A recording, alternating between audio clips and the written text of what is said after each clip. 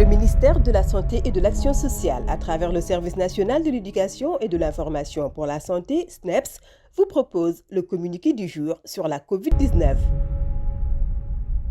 Merci, professeur.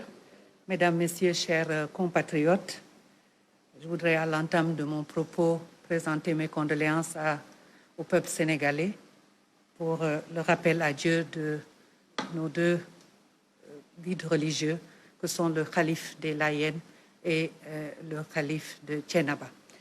Je voudrais également, comme vous le savez, Mesdames, Messieurs, revenir sur la disponibilité des médicaments et des produits essentiels, puisque, comme vous le savez, une offre de soins de qualité ne peut se faire sans la disponibilité et l'accessibilité de ces médicaments essentiels. Encore plus dans le contexte dans lequel nous sommes, qui est le contexte d'une pandémie où la chaîne d'approvisionnement au niveau international est rudement éprouvée, mais également la demande au niveau national est importante et les services de santé très sollicités. C'est la raison pour laquelle la pharmacie nationale d'approvisionnement joue aujourd'hui un rôle extrêmement important dans le dispositif mis en place pour la réponse à la COVID-19.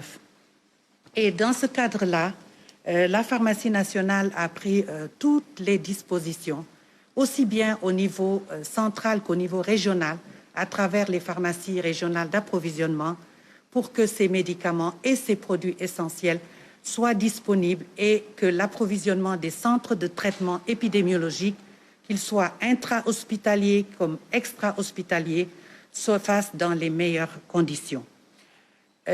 À cela, donc, ces produits essentiels concernent notamment les produits qui visent la prise en charge des cas simples, bien entendu, tout ce qui est antibiotiques, tout ce qui est antalgique, etc., mais également tout ce qui est équipement de protection pour le personnel de santé et les consommables et les produits de la médecine d'urgence pour les services d'urgence et les services de réanimation. C'est aujourd'hui toujours dans l'amélioration du service qui est apporté et après, sur l'instruction de Monsieur le ministre de la Santé et de l'Action sociale, aujourd'hui, les cliniques privées peuvent également être approvisionnées par la pharmacie nationale d'approvisionnement sur la base d'une liste de produits de la médecine d'urgence, évidemment, et évidemment sur la base de procédures clairement définies et qui sont scrupuleusement respectées. Évidemment, cet approvisionnement s'adresse aux cliniques privées habilitées à prendre en charge, évidemment, des cas graves, mais généralement travaillent dans la médecine d'urgence également. Évidemment, à ce dispositif vient également le service qui est apporté par les pharmacies privées, le secteur pharmaceutique, pour lequel les algorithmes de traitement ont été bien partagés et qui viennent en appoint du service qui est apporté.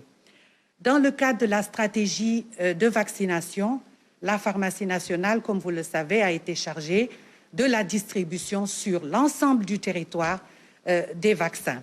Et depuis le début de cette stratégie de vaccination, le Sénégal, nous avons distribué près de 1 232 318 doses, dont 532 118 doses ont été acquises par le gouvernement du Sénégal. Il s'agit de 3 types de vaccins, le vaccin de AstraZeneca, le vaccin Johnson & Johnson et le vaccin Sinopharm. Sinopharm acquis par le Sénégal, en Chine, AstraZeneca acquis en Inde, et là aussi je voudrais préciser que ce vaccin porte le nom de Covishield parce que c'est le nom local de vaccin de AstraZeneca qui est fabriqué sous licence. Et enfin, le vaccin de Janssen qui est Johnson & Johnson. De nouvelles doses sont attendues. Le docteur Mamadou Ndiaye reviendra sur le plan d'approvisionnement. Et grâce à l'effort conjugué de l'État du Sénégal, des partenaires techniques et financiers dans le cadre de la plateforme COVAX, mais également dans le cadre des achats groupés de l'Union africaine, comme vous le savez, dans ce cadre qui est appelé AVAT, African Vaccine Trust.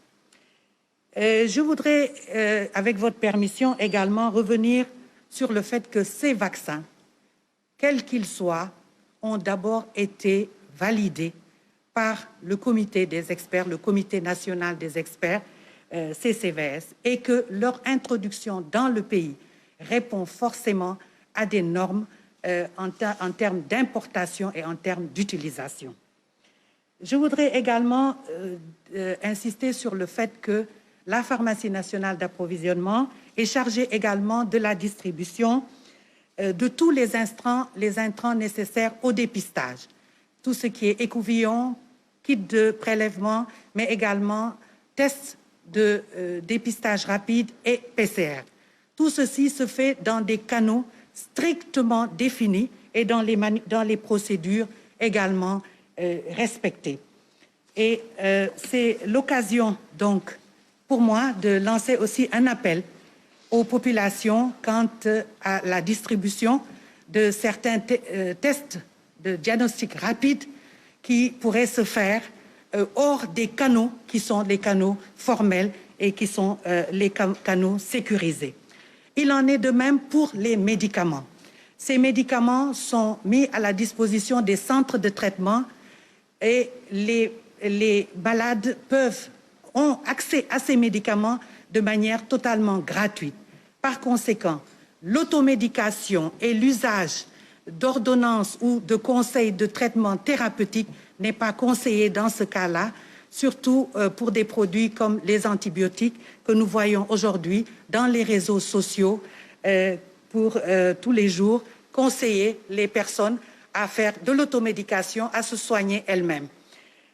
Nous rappelons que les médicaments qui sont dispensés dans les structures sanitaires publiques, dans le cadre de la prise en charge de la COVID-19, sont gratuits.